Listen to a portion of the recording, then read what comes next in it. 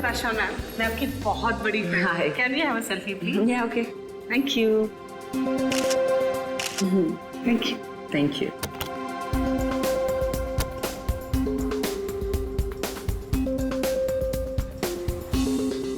तो वो set complete हुआ? Yep. आई थिंक नेक्स्ट वाली हमें करनी चाहिए। हाँ, लेकिन सबसे पहले बताओ, आज तुम मूवी देखने जा रहे हो ना? एक्चुअली क्या है ना मैम, जो आज का पेड प्रीव्यू शो था उसका तो टिकट मिला नहीं, लेकिन कल पक्का जा रहा हूँ मैम। फिल्म सुपर हिट होने वाली है। Fingers crossed.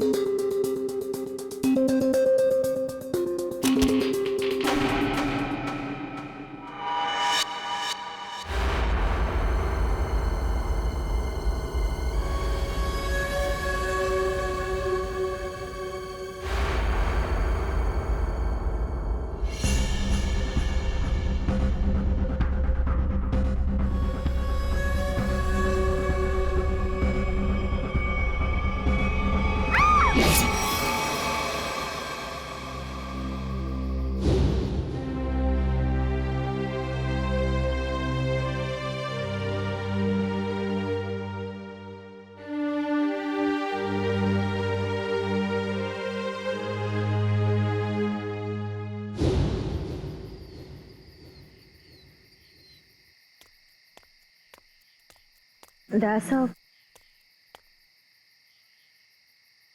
Sir. आयशे, कहिए सर, क्या बात है? वो मुझे तुमसे कुछ पूछना था। हाँ, पूछिए। शायद तुम ये शादी किसी दबाव में तो नहीं कर रही हो ना? नहीं सर, आपको ऐसा क्यों लग रहा है? मुझे इसलिए ऐसा लग रहा है क्योंकि तुम्हारे सारे फैसले, तुम्हारी बातें मुझे तुम्हारे नहीं लग रहे हैं। ऐसा लगता है कोई जबरदस्ती तुमसे। नहीं सर, ऐसा कुछ भी नहीं है। श्रेया, तुम मुझे बताना नहीं चाहती हो तो ये अलग बात है, पर कुछ तो है जो तुम्हें मजबूर कर रही है शादी करने के लिए। और मैं तुम्हारे हर फैसले की इज्जत करता हूं। बस मैं ये जानना चाहता था कि तुम ये शादी अपने खुशी से कर रही हो, ना कि किसी के दबाव में आके। एक दोस्त होने का इतना हक तो बनता है मेरा, इसलिए पूछा। कोई बात नहीं, तुम खुश हो तो मैं खुश हूं।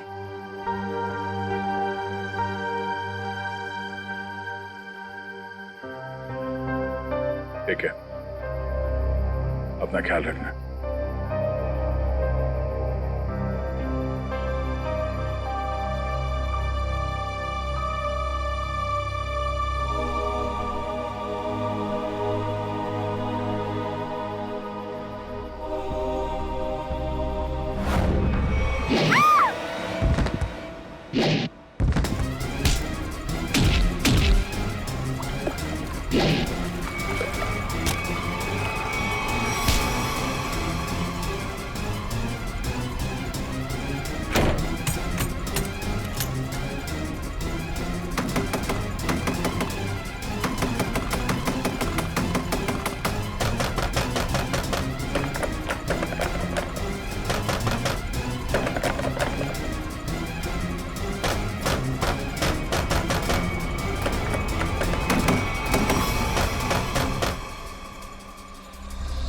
नहीं सर, मैं उसका चेहरा नहीं देख पाई।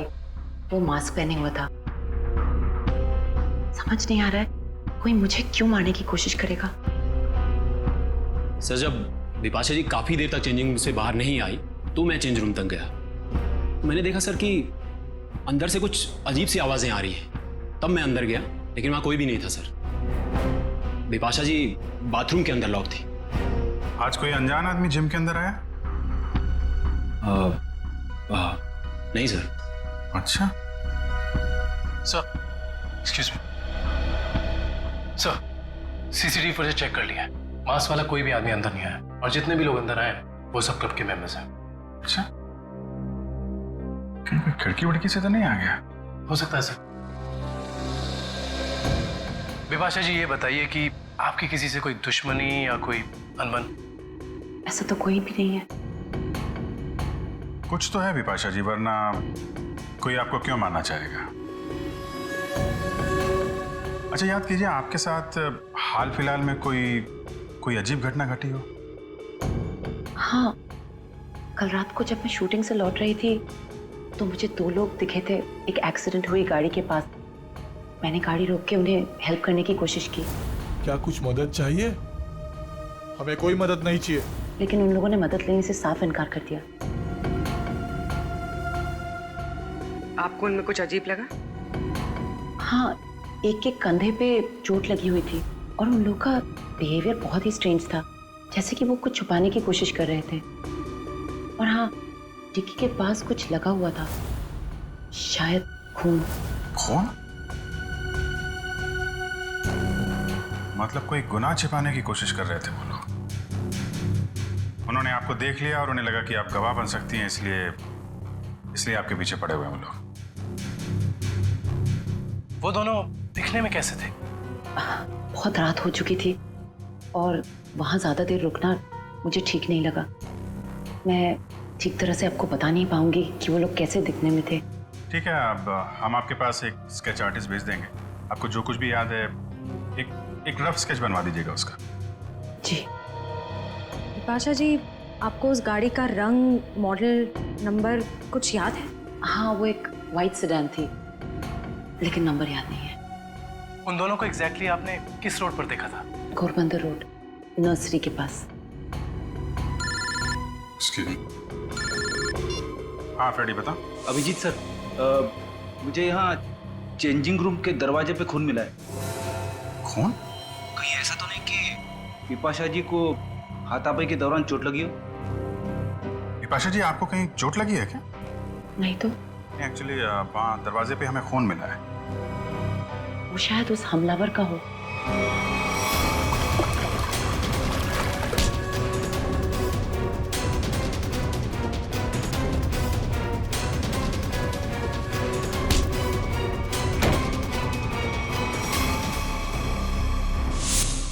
फ्रेडी, उस खून का सैंपल ले लो और फॉरेंसिक भेज दो। वो खून शायद उस हमलावर का ही है।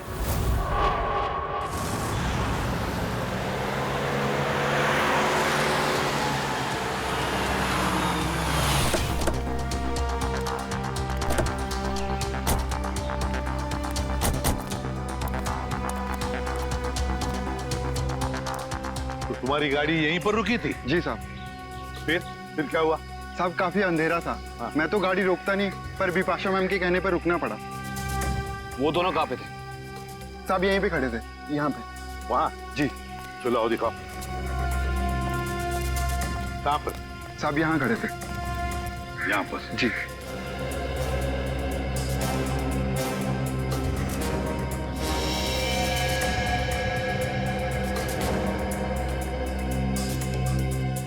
इंजन में लगता है सर। लगता है गाड़ी खराब थी। गाड़ी खराब थी क्या? जी सर। तो फिर उन लोगों ने गाड़ी किसी भी तरह से यहाँ से हटाई हो, लेकर गए होंगे वो। फिर ये रास्ता काफी सुनसान लगता है। हो सकता है आसपास से कोई मैकेनिक आया हो। हाँ, पर भी हो सकता है, या फिर कोई टोइंग वैन मंगवाई हो गाड़ी ले जाने के लिए।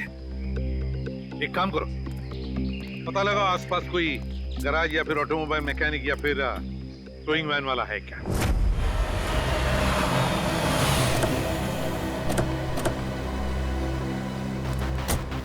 सर्कल टोइंग वैन ने घोड़बंदर रोड से एक सफेद रंग की सेडान कार को उठाया था। कहाँ है गाड़ी? सर ये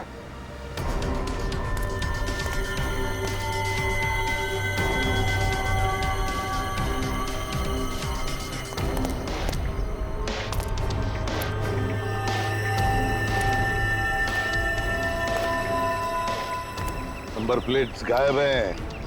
काम करो, तुम और पूर्वी गाड़ी को अंदर से बाहर से अच्छी तरह से चेक करो। एक बात बताओ, टोइंग वाले के साथ और भी कोई आया था? एक आदमी था सर। वो आदमी दिखने में कैसा था? लंबा था, काफी बड़ी टोपी पहने हुआ था और काला चश्मा भी। अच्छा, शक्ल तो देखी होगी ना उसकी। सर उसकी टोपी इतनी बड़ी थी और चश्मा भी कि पहचान नहीं पाया। रात में टोपी और चश्मा, चेहरा छुपा रहा था सर। हाँ,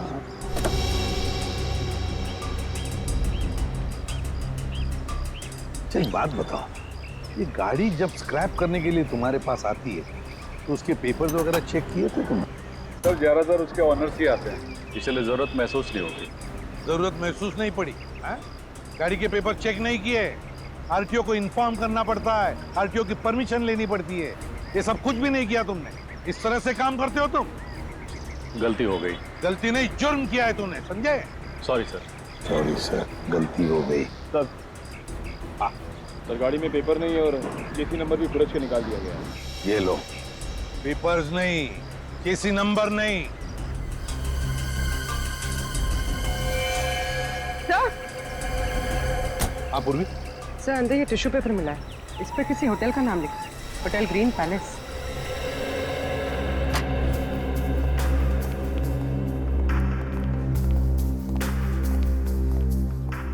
आप इस होटल के मैनेजर? Yes sir. देखिए हम लोग सीआईडी से। इस गाड़ी को देखिए, ये गाड़ी आपके होटल के किसी गेस्ट की है। क्या आप जानते हैं इस गाड़ी के बारे में? ये गाड़ी तो हमारे गेस्ट मिस्टर आनंद की है। क्या हुआ सर इन्हें?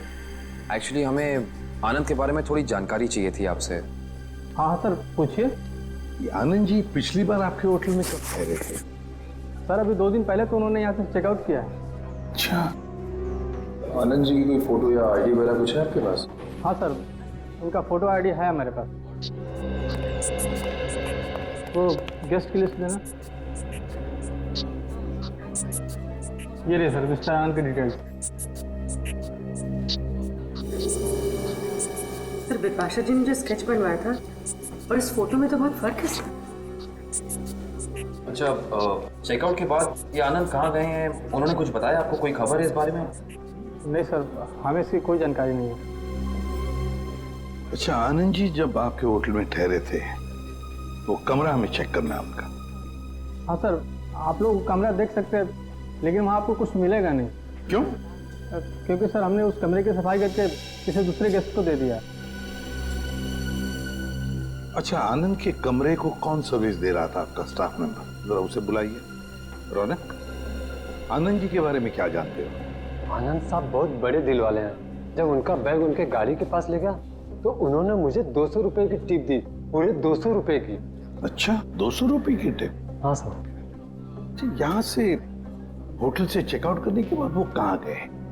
नहीं साहब, नहीं मालूम। चलो, कभी आनंद जी को किसी के साथ फोन पर बात करते हुए सुना है? नहीं साहब। याद करो, शायद कुछ सुना होगा, याद करो। हाँ साहब, और बाहर निकलने के बाद जब उन्होंने मुझे पैसा दिया तो उनके पास 2 लोग आए। अच्छा, क्या वो 2 लोग कुछ ऐसे दिखते थे? नहीं साहब, ये ऐसे नहीं दिखते थे। तो फिर कैसे दिखते थे? आनंद साहब के यहाँ काम करने वाले लग रहे थे। क्या क्या बातें हो रही थी इन तीनों के बीच में? आनंद साहब एक नक्शा दिखाकर बोले कि इस मंदिर के पास जल्दी जाना है। मंदिर के पास? मंदिर के पास जल्दी जाना है क्या ये चक्कर इस मंदिर का? कौन सा मंदिर है ये? पता लगाना पड़ेगा। एक काम करो, 2 दिन पहले आनंद जी का फोन रात को कहां पर था ये ट्रेस करो। सर आनंद का फोन 2 दिन पहले इसी एरिया में ट्रैक किया गया है और तब से उसका फोन बंद आ रहा है। कर क्या रहा था वो यहाँ जंगल में? और सर बिपाशा जी ने जिन 2 लोगों को घोड़बंदर रोड पे बात करते हुए सुना था, रोड भी यहीं पास में है सर। अच्छा, हाँ, वो 2 जन जी पास वाले रोड पे बात कर रहे थे। इन दोनों चीजों का कोई ना कोई संबंध जरूर है, जरूर है संबंध। देखो जरा अच्छी तरह से। हाँ,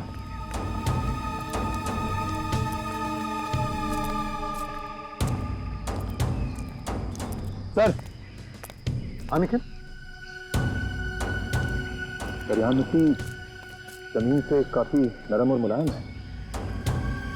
हाँ,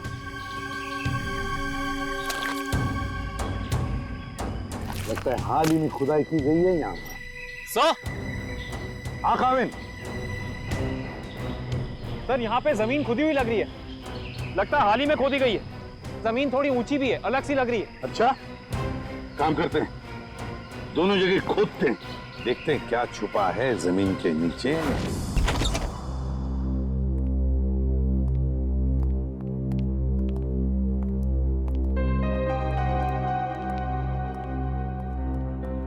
अरे वाह सर, आनंद का घर काफी अमीर आदमी का लग रहा है। और मुजरिम भी है।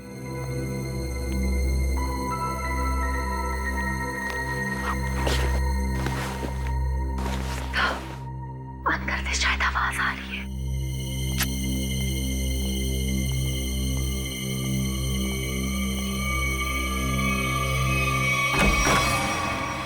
हिलना मत।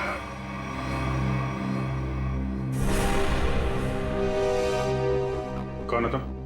आनंद कहाँ है? मुझे नहीं मालूम। चोरी करने आए? मैं चोर नहीं, पुलिस वाला हूं। मेरा आईडी कार्ड।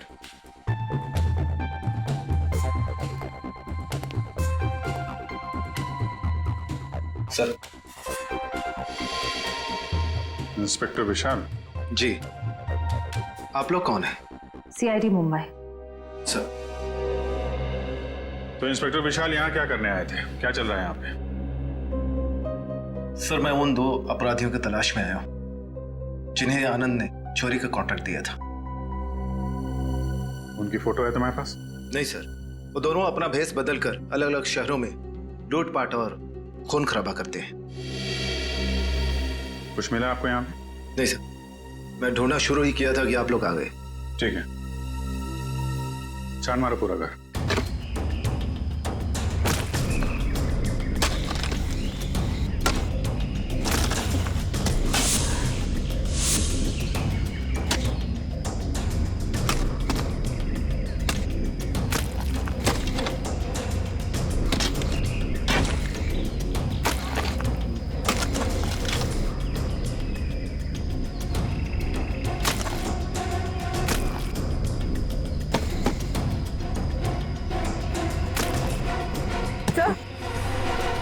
हाथ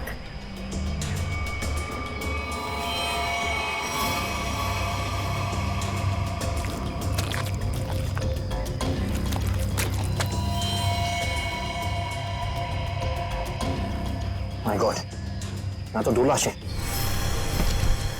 सर, सब जगह देख लिया, कुछ नहीं मिला। हाँ सर, ऐसा लगता है जैसे आनंद ने अपने पीछे कुछ छोड़ा ही नहीं है। कमाल है।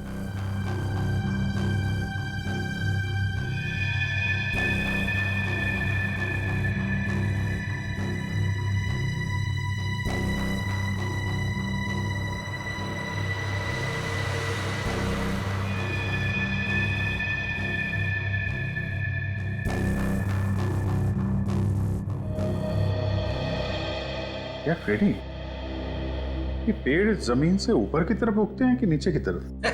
क्या बात कर रहे हो सर, पेड़ तो जमीन के ऊपर उगते हैं ना। हाँ, वही मुझे भी लगा, लेकिन इस पेंटिंग में पेड़ नीचे की तरफ है। अरे हाँ, अरे पेंटिंग उल्टी लगी है यार, और क्या।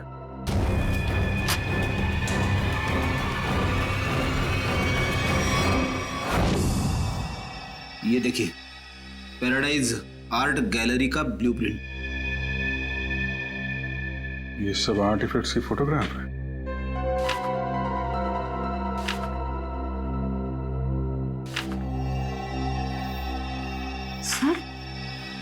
सर ये आर्टिफैक्ट, सर इसे तो कुछ दिन पहले सिटी म्यूजियम से चोरी किया गया था। सर इसकी कीमत तो करोड़ों में है।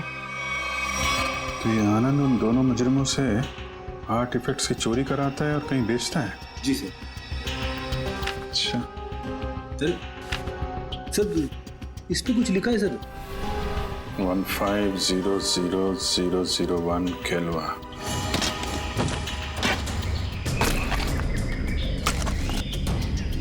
एक मिनट रुक जा।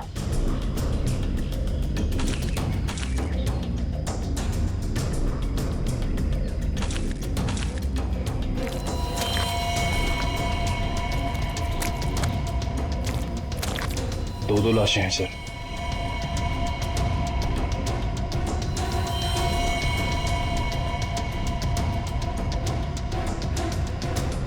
ये तो आनंद है।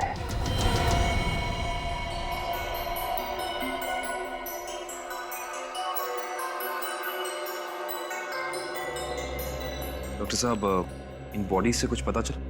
हाँ काविन, इन 3 लोगों को तो गोली से मारा गया, लेकिन ये चौथा, ये आनंद, इसकी कहानी कुछ अलग है। हाँ सर, इसके तो चेहरे और सर पे चोट के निशान थे। बिल्कुल पूर्वी, इसके सर पर 2 चोट के निशान हैं, 2 अलग अलग किस्म की चोट के निशान। ये देखो, ये निशान किसी भारी वजनदार चीज की वार से हुआ है और इसकी वजह से इसकी खोपड़ी टूट गई। वो देखो। और ये जो दूसरा घाव जो इसके सर के अंदर तक हुआ है, वो किसी नुकीली चीज से किया गया है, शायद किसी कुल्हाड़ी से। इसका मतलब आनंद के सर पे 2 अलग अलग हथियारों से वार किया गया है। राइट श्रेया, 2 अलग अलग हथियारों से वार एक ही वक्त पे। इसका मतलब हो सकता है वार करने वाले भी 2 अलग अलग लोग होंगे। सर एक बात समझ में नहीं आ रही है, अगर खूनी इन तीनों को गोली से मार सकता था तो आनंद को, सर आनंद को इस तरह मारने की वजह टॉर्चर तो नहीं है? इसका मतलब एक बात तो तय है सर कि आनंद की इन दोनों हमलावरों से कोई गहरी दुश्मनी होगी, वरना कोई किसी को इतना दर्द देकर क्यों मारेगा इतनी बेरहमी से?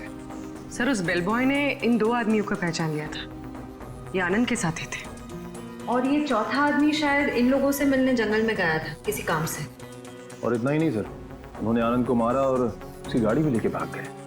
अच्छा, जिम के चेंजिंग रूम में जो खून मिला था उससे कुछ पता चला? नहीं काविन, वो सैंपल्स हमारे रिकॉर्ड में किसी से मैच नहीं होते। लेकिन बिपाशा को जिस आदमी ने मारा था, जिसने हमला किया था, उसे एक खास किस्म की बीमारी है जो हमारे देश में बहुत कम गिने चुने लोगों को होती है। कौन सी बीमारी सर? इस बीमारी का नाम है वाइटलाइटिसिस। सर इस बीमारी में क्या होता है? इस बीमारी में इंसान की मसल्स में एक अजीब किस्म का डिसऑर्डर पैदा हो जाता है। उसकी मसल्स लूज पड़ने लगती है, कहीं भी किसी भी जगह अचानक उसकी मसल्स में झटका आना शुरू हो जाता है। और इस बीमारी को पूरी तरह ठीक करने का इलाज अभी तक डेवलप नहीं हुआ है। लेकिन इस बीमारी के असर को कम करने का इलाज जरूर है, और वो इलाज हमारे शहर में सिर्फ 2 अस्पतालों में होता है। फिर तो इन दोनों हॉस्पिटल्स में जाकर चेक करना पड़ेगा। हो ना हो ये हमलावर वहां अपना इलाज कराने जरूर आता होगा। सर ये भुवन नाम का आदमी सिटी हॉस्पिटल में विटालिसिस का इलाज करवा रहा है, और जैसा कि बिपाशा ने बताया था कि हमला करने वाले की कदकाठी कैसी है, इसकी कदकाठी भी बिल्कुल वैसी है। और सबसे खास बात, पैसे की कमी होने के कारण कुछ महीने पहले अपने इलाज रुकवा दिया था इसने, लेकिन अचानक पता नहीं कहाँ से पैसा आ गया कि फिर इलाज शुरू कर दिया। किसी ने फोन को पैसे दिए थे बिपाशा पर हमला करने के।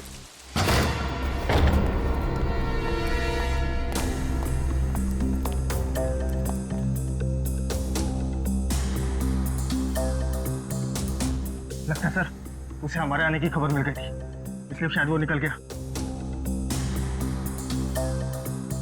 रो पागल।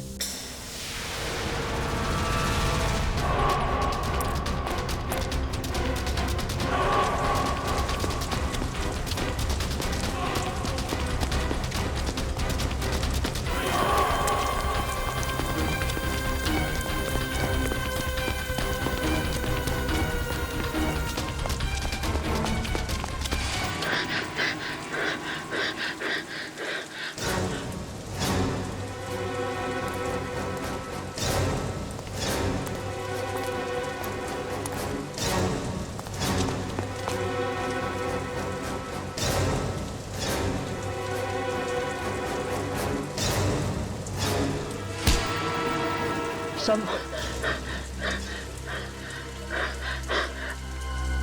मुझे क्यों पकड़ा? क्या किया मैंने? बिपाशा पे हमला किया तुमने, उसे जान से मारने की कोशिश की। बोल, क्यों मारना चाहता था उसे? जल्दी बता। मैंने कुछ नहीं किया सर।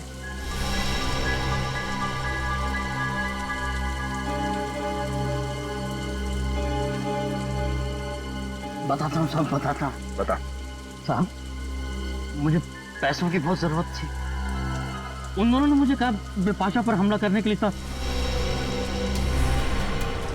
इस वक्त वो दोनों कहाँ मिलेंगे? मुझे कुछ नहीं मालूम साहब,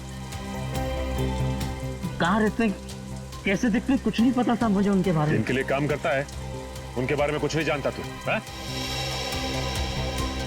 सच कह रहा हूं साहब, 2 बार वो मुझसे मिले और दोनों बार उनके चेहरे ढके हुए थे साहब, छिपा के रखे हुए थे उन्होंने। तू ऐसे बच नहीं सकता है। का नाम, फोन नंबर या पता कुछ तो बताना पड़ेगा, वरना हम तेरी क्या हालत करेंगे ये सोच भी नहीं सकता। समझा? सामने सच कह रहा हूँ साहब। साहब,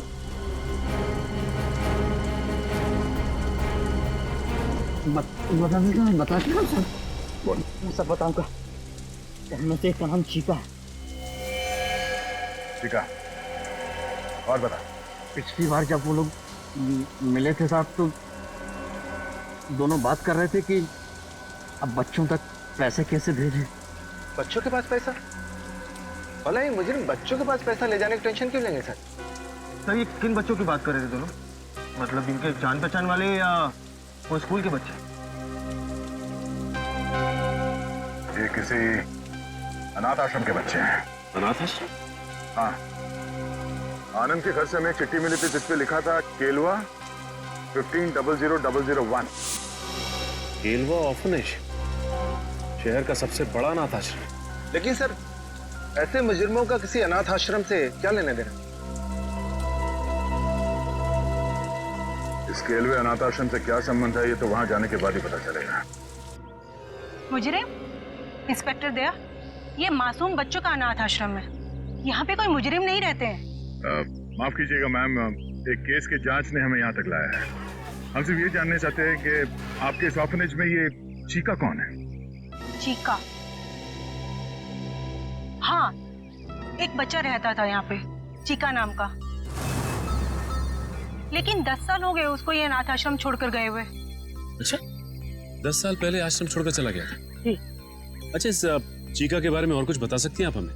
जी हाँ, उसका नाम मोहन था, बहुत ही प्यारा बच्चा था और हम सब उसको प्यार से चीका बुलाते थे। सबका बहुत ध्यान रखता था, हंसाता था, खिलाता था। लेकिन एक दिन अचानक कहाँ गायब हुआ, किसी को कुछ पता ही नहीं चला। आपने उनके गायब होने की रिपोर्ट नहीं लिखवाई? हाँ, लिखाई थी, लेकिन उसका कुछ पता नहीं चला। अब तो वो काफी बड़ा भी हो गया होगा। मेरा दिल नहीं मानता कि वो मुजरिम हो सकता है। अब वो मुजरिम है या नहीं ये तो जांच के बाद ही पता चलेगा। हम ये जानना चाहते हैं कि यहाँ ऑर्फनेज में उसका कोई दोस्त या कोई करीबी है जिसके संपर्क में है वो अभी भी? हाँ, उसका एक दोस्त था, शेखर, लेकिन वो भी कुछ महीने बाद अनाथ आश्रम छोड़कर चला गया और एक चिट्ठी लिखकर रख गया था जिसमें लिखा था कि मुझे ढूंढने की कोशिश ना की जाए। सर, हो सकता है ये शेखर ही मोहन का पार्टनर, मेरा मतलब है चीका का पार्टनर। अच्छा, चीका और शेखर का कुछ सामान है यहाँ पे? और चीका का बैग? हाँ।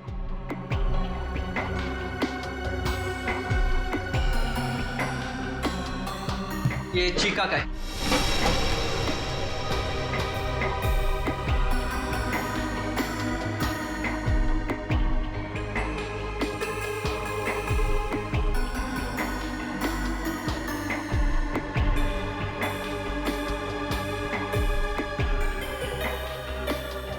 सर, इसमें कपड़े और खिलौने के अलावा कुछ नहीं मिला। हाँ सर, इनमें तो ऐसा कुछ भी नहीं है जिससे शेखर और मोहन के बारे में पता चल सके।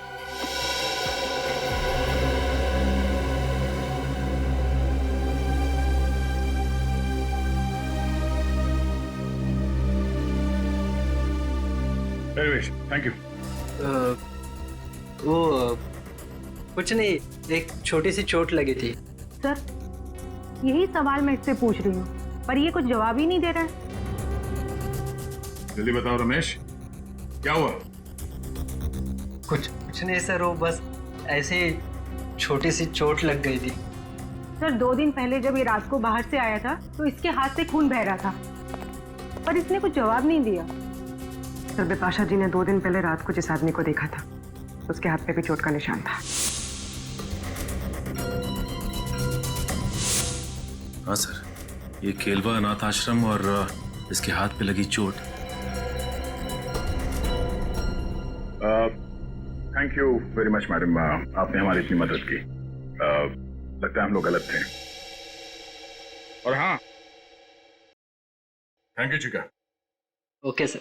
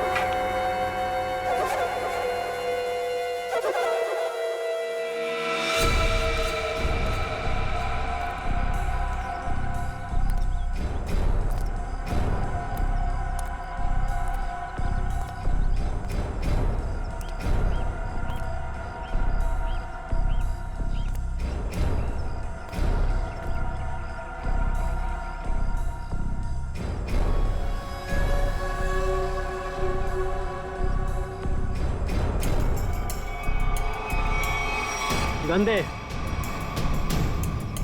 दे इधर।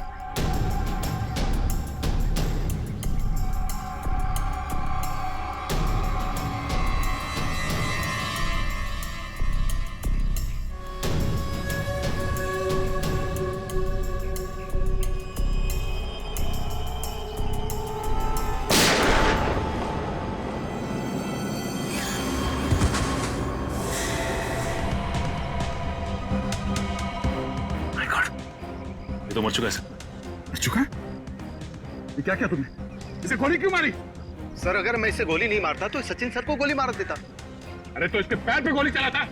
सर मुझे जो समझ में आया वो मैंने किया सर।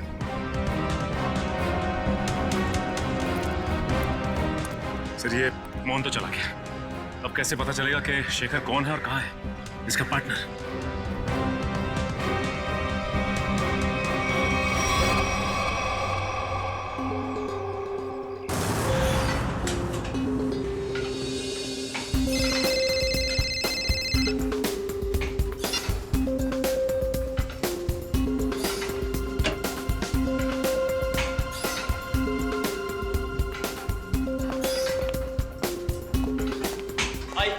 हाय। क्या फिल्म बनाई है मैम?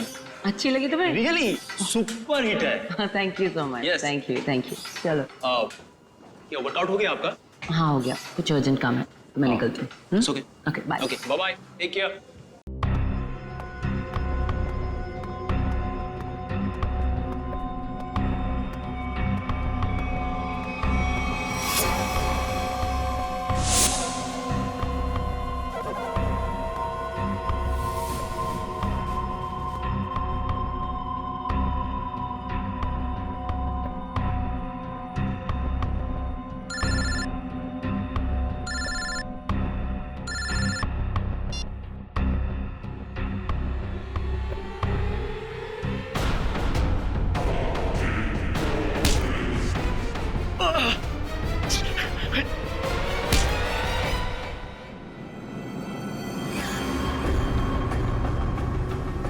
क्यों मारना चाहता था बिपाशा को तू? सर अगर मैंने उसे नहीं मारा तो सर वो लोग मुझे मार देंगे सर। ये देखिए सर, ये देखिए सर। सर मुझे बचा लीजिए सर, मुझे बचा लीजिए सर। मैं एक मिनट। ये बॉम्ब तो नकली है। कागज पे लिखा है सर 12:30। मतलब खूनी को हमारे प्लान के बारे में पता चल गया और इस आदमी को भेजा था हमें उलझाने के लिए। सर, बिपाशा जी की जान अभी भी खतरे में है।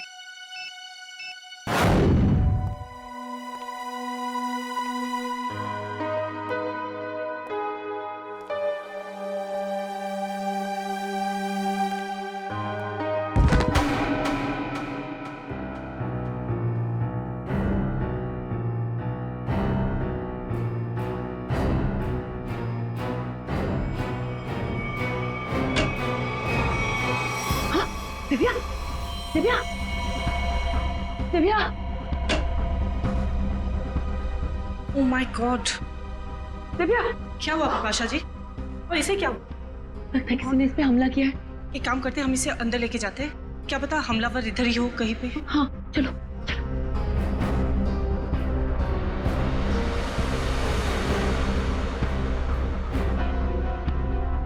मैं सीआईडी को फोन करती हूँ।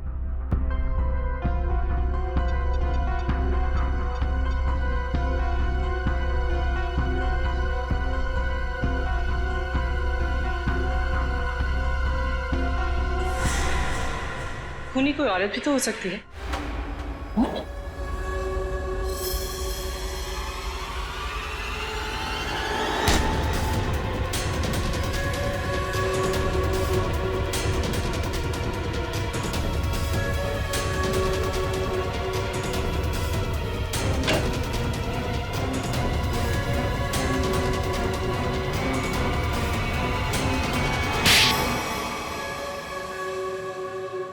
थैंक यू, आप लोगों ने मेरी जान बचा ली।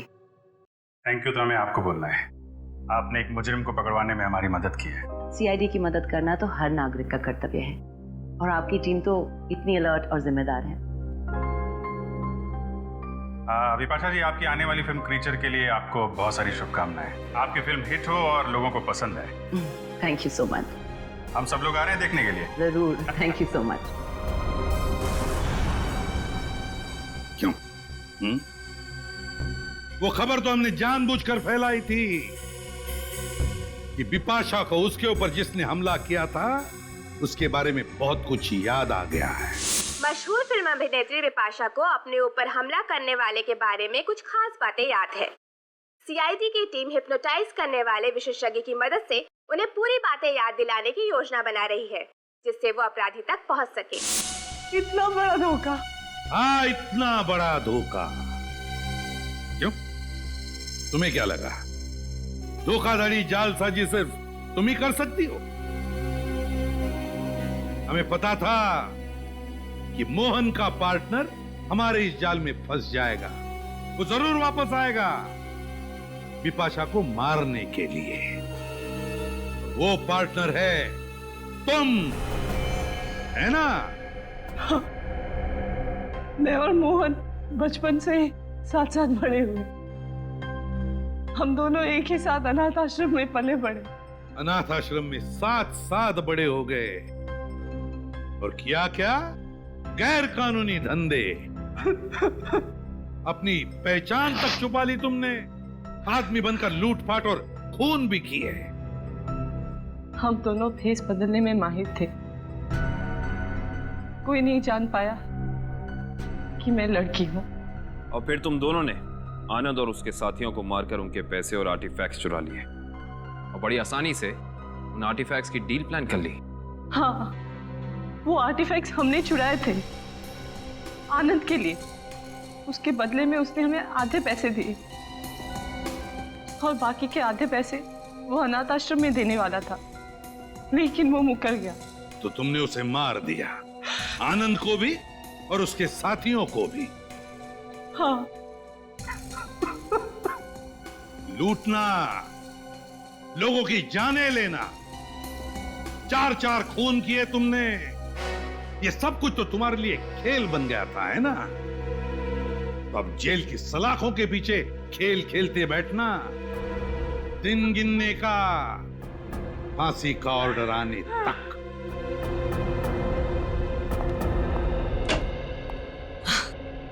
ये लो, आ गई मेरी प्यारी बेटी और हमारी होने वाली बहू। आओ बेटा, हम तुम्हारा इंतजार कर रहे थे।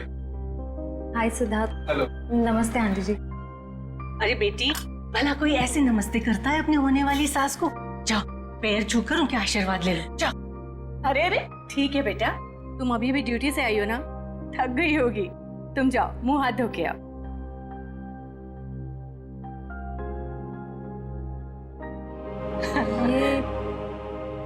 ये सब हमने तुम्हारी और सिद्धार्थ की सगाई का दिन तय कर दिया है।